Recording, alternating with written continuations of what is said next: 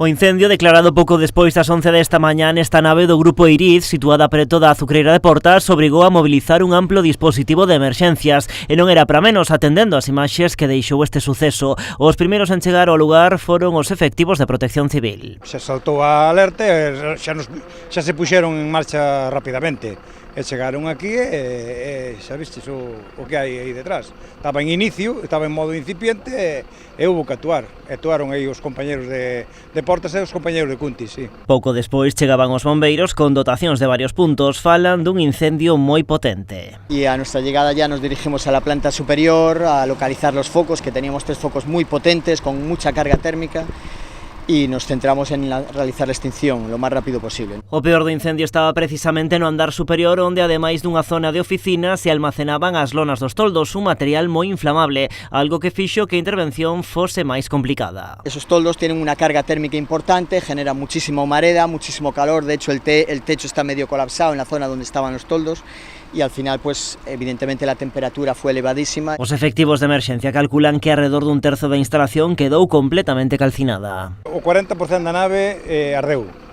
Mas polo que se vía aí nas fotos dos compañeros, que eu non cheguei a entrar, eu non entrei, víase material que era material de alto valor laboral. Realmente conseguimos salvar pues casi todo, ¿no? Salvo la parte de oficina y los toldos.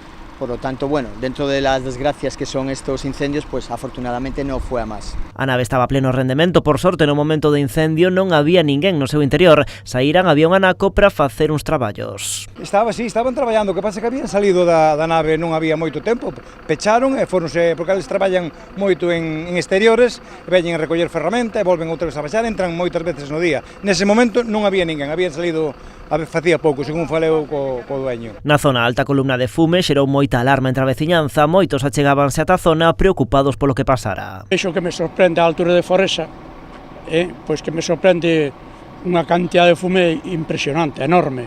Pero cando me chego ao puente xa me situei, aquí na curva esta, situome de que é a nave do meu hermano.